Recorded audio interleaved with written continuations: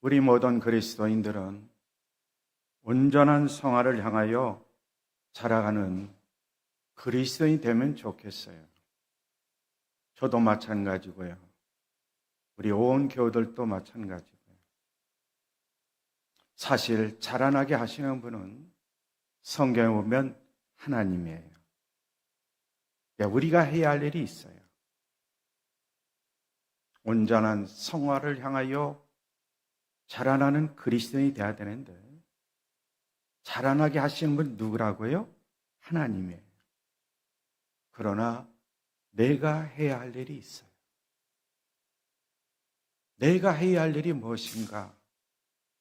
우리는 성경에 나와 있는 말씀을 통해서 함께 살펴보고자 해요. 지난 주일에도 말씀드렸지만 사탄은 하와를 유혹했죠. 하와를 유혹할 때에 세 가지 유혹의 미끼를 던질 것 같아요. 요한일서에 나와 있는 말씀을 통해서 우리 그리스도는 잘 알고 있어요. 첫째는 무엇일까? 바로 육신의 정욕이죠. 두 번째는 무엇일까? 안목의 정욕이죠. 세 번째는 무엇일까? 이생의 자랑이라는 거예요.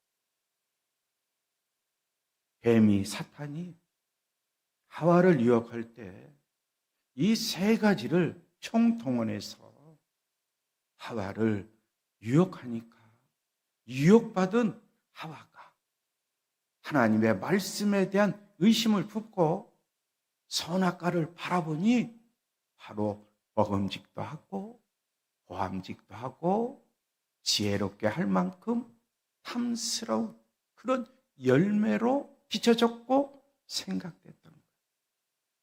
그러면서 그 열매를 따먹고자 하는 욕망이 속에서부터 자라나 마침내 그 열매를 따먹고 말았다. 하나님께서 아담과 하와를 창조하셨을 때에는 성결한 사람으로 선한 사람으로 창조하셨을 거예요.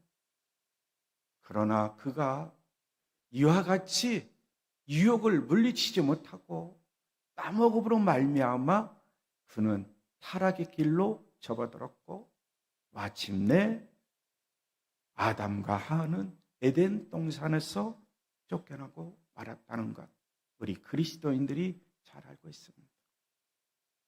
우리 모든 그리스도인들이 온전한 성화를 향하여 자라가야 되는데 이렇게 하나님의 은혜로 온전한 성화를 향하여 자라가고 있음에도 불구하고 사탄은 시시때때로 우리들을 미혹합니다. 유혹합니다.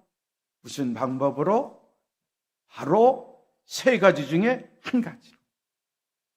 하와는 세 가지로 집중적으로 공략했지만 우리는 세 가지 중에 한 가지, 세 가지 중에 두 가지, 아니 하와처럼 세 가지 중에 세 가지로 사탄은 이 모양 저 모양으로 공략할 때가 많이 있어요.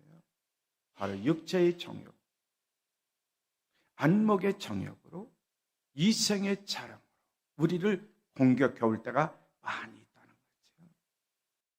그러나 우리는 그리스도인답게 목숨을 다하고 힘을 다해 주님과 함께 말씀과 함께 성령님의 권능으로 세상과 육신과 마귀와 싸워 승리하면서 온전한 성화를 향하여 살아가는 그리스도인들이 꼭 되시기를 바랍니다.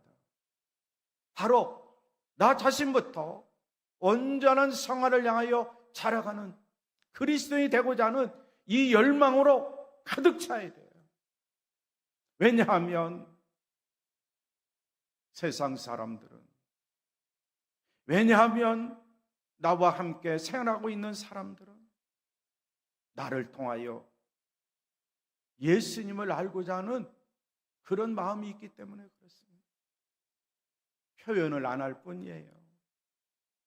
직장에 가든 사업장에 가든 가정에서 함께 생활하든 교회 생활을 통해서 한 공동체 안에 생활하던 내가 상대방을 바라볼 때, 크리스찬을 바라볼 때 그 사람을 통해서 예수님을 보기를 원한다. 예수의 향기를 맡기를 원하는 거예요. 예수님의 사랑을 보기를 원하는 거예요. 우리는 하나님의 말씀을 통해서 예수님을 알고 예수님이 어떤 분이라는 것을 분명히 믿고 확신하면서 생활하죠. 그런데 예수 믿지 않는 사람들, 또한 예수 믿는다고 하는 사람들 중에도 우리 주변에 있는 사람들은 나를 보고 저분이 얼마나 많이 예수님을 닮아가는 삶을 살까, 그런 기대를 가지고 바라볼 때가 많이 있어요. 온전한 성화에 이르는 건 다름 아닌 성결한 삶을 사는 것인데, 이것은 예수님을 닮아가는 삶이다 라고 말씀을 드렸어요. 우리 모든 그리스도인들이 온전한 성화를 향하여 자라가는 그리스도인이 되어야 하는 그 이유, 바로 여기에 있다는 거죠.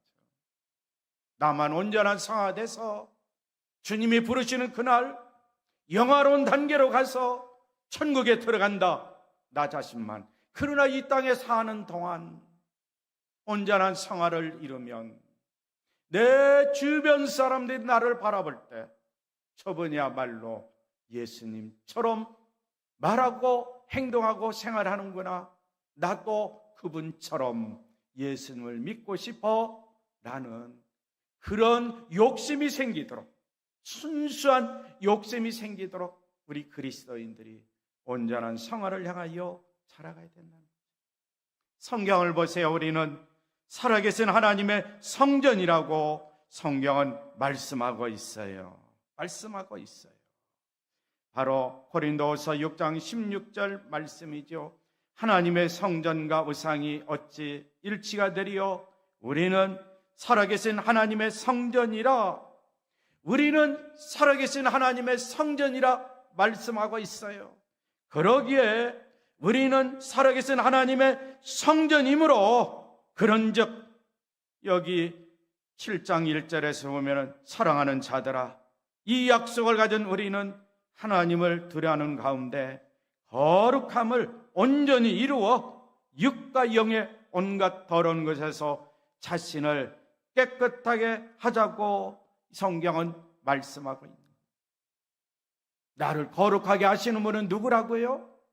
내가 아무리 거룩하고 싶다, 그렇다고 거룩하게 하시는 분, 온전한 성화를 향해 자라나게 하시는 분, 바로 그분이 우리를 온전한 성화에 이르도록 하실 뿐만 아니라, 다시 말씀드리면 거룩하게 하시는 분도 바로 그분, 우리가 믿는 하나님, 우리가 믿는 예수 그리스도, 그분이 우리를 거룩하게 하시고 온전한 성화에 이르도록 하신다는 거예요.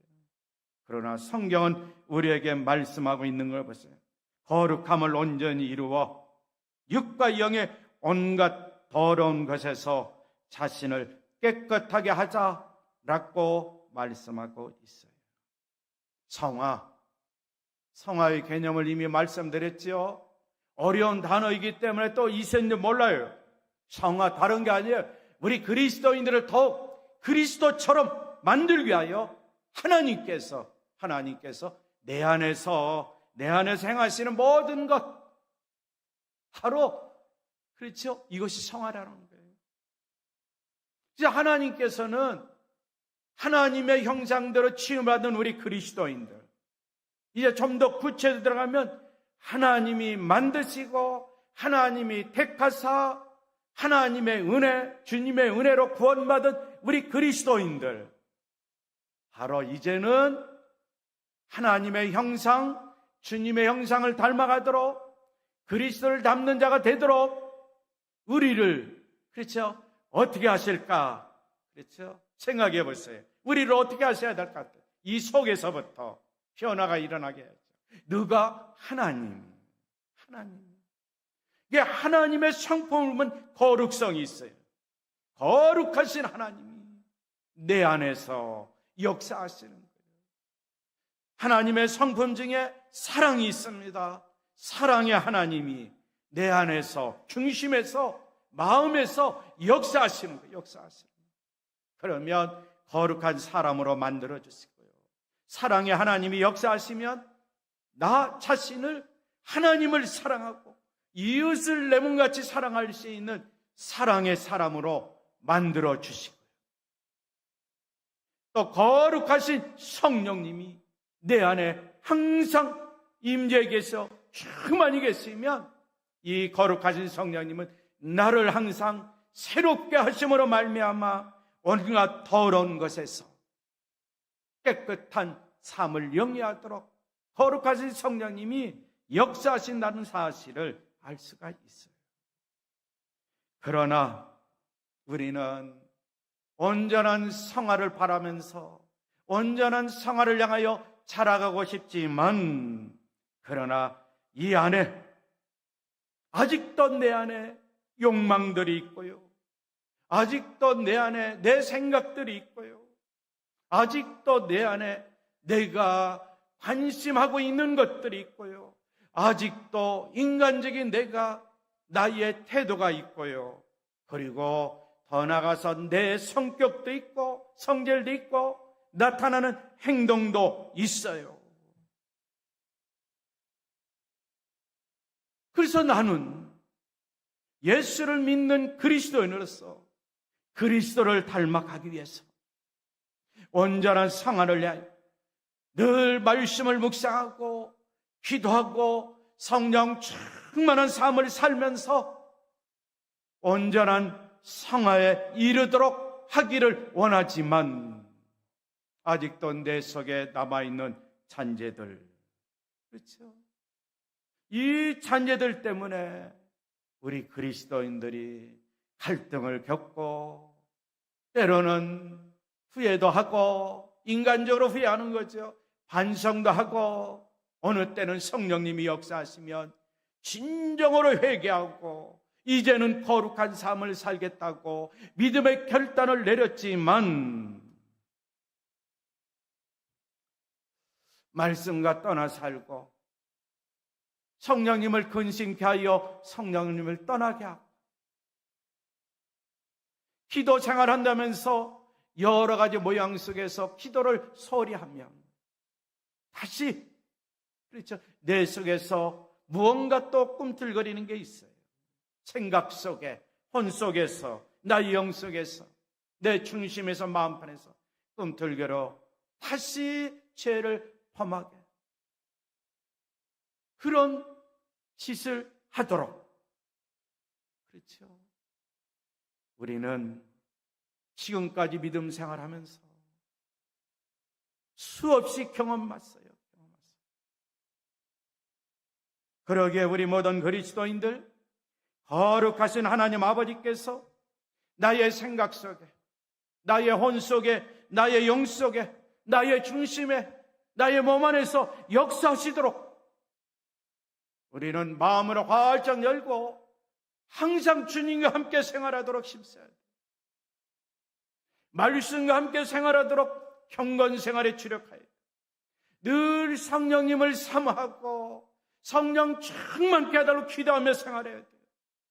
그럴 때에 말씀이 내 중심에 자리 잡고, 말씀이 내 신비에 새겨지고, 그리고 내 중심에 살아계신 하나님의 성전에 성령님이 충만해서 내 욕망들을, 내 생각들을, 내 관심들을, 내 태도들을, 그리고 내가 말하는 것, 내가 행동하는 것, 모든 것을 딱 말씀이 사로잡고 성령님이 딱 사로잡으면 한순간 한순간 변화된 삶을 살 수 있다.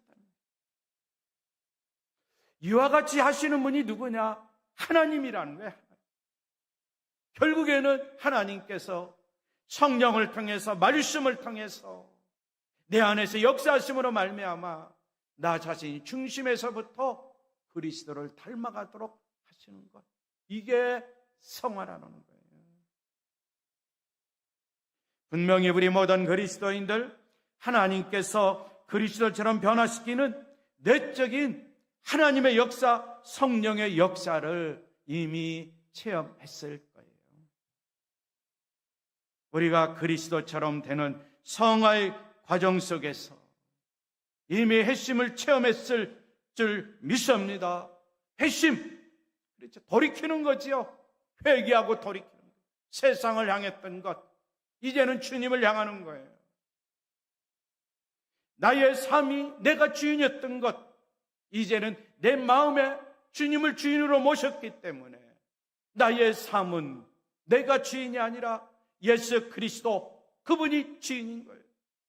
이제는 더 나아가서 삶의 현장에서 바로 사도 바울 고백처럼 하나님의 아들을 믿는 믿음 안에서 생활하는 거예요.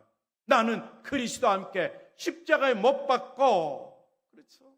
이제는 세상 속에서 하나님의 아들, 그분을 믿는 믿음 생활을 지속해 나가는 거예요.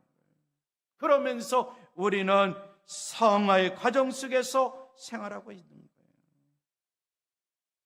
우리에게는 이 세상을 살아갈 때 꼭 필요한 것이 있다면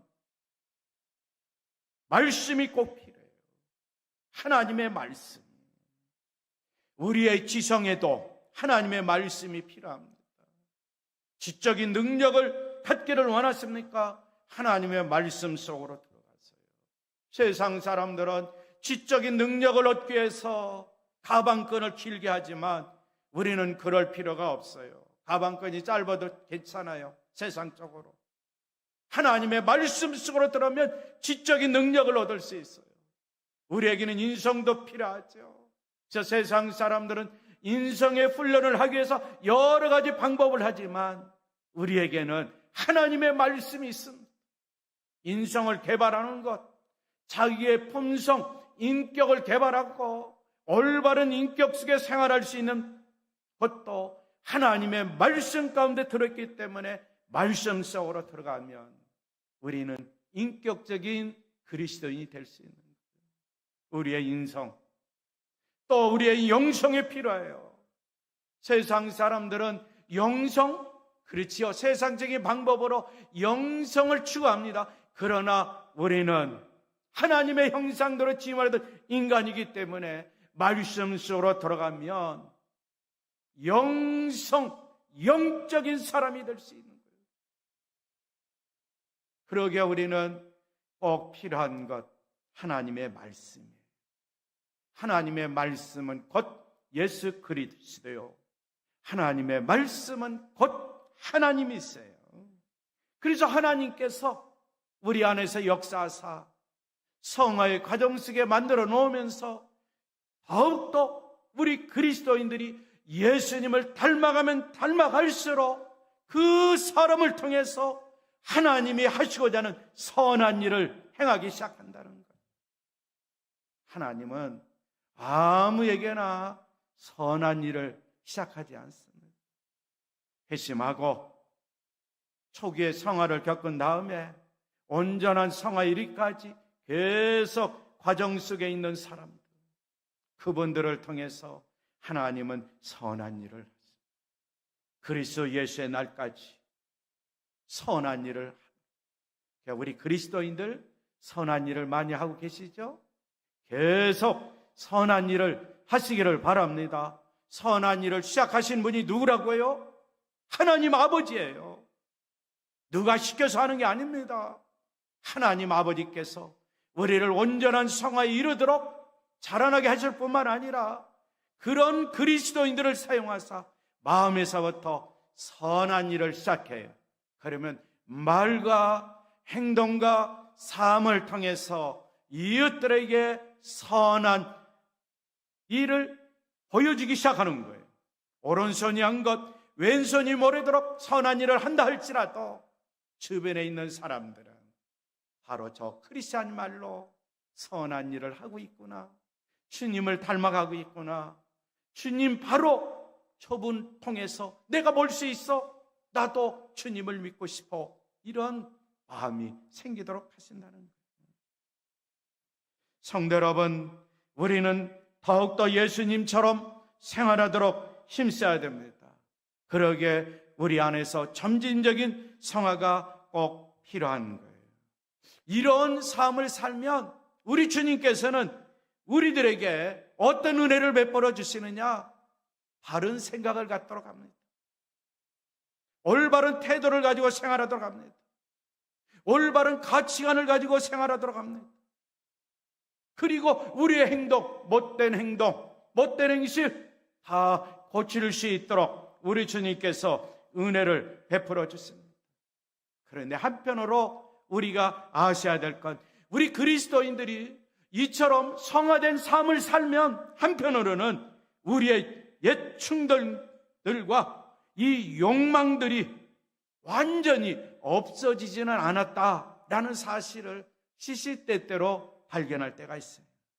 다시 말씀드리면 우리의 내면 속에 숨어있는, 아직도 숨어있는 옛사람의 어떤 행동들, 옛 생각들, 옛 태도들, 그것을 향한 욕망이 어느 한순간에 속에서 또 틈을 타서 일어나고 있는 것을 나 자신이 보게 되는 거예요.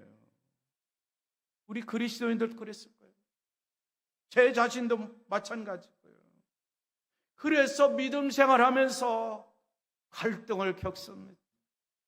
나는 온전한 성화를 향하여 하나님 찬양하기를 원하는데 한편으로 보니까 내 안에 아직도 꿈틀거리고 있는 옛사람, 그것이 다시 도져가지고 나 자신도 모르게 옛 성깔대로, 옛 성질대로 말하고 행동하고 좋지 못한 태도가 나오고 행동이 나온 걸 지난 다음에 깨닫게 되는 거예요.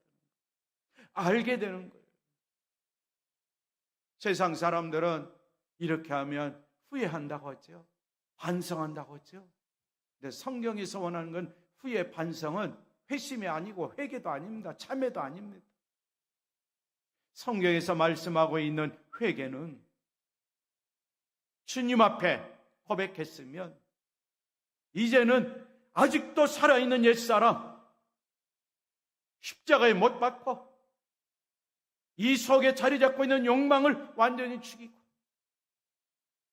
늘 십자가의 은혜를 잊지 않고 이 속에서 꿈틀거리 일어날 때 성령께서 역사하시면 참을 수도 있고 절제할 수도 있는 거예요.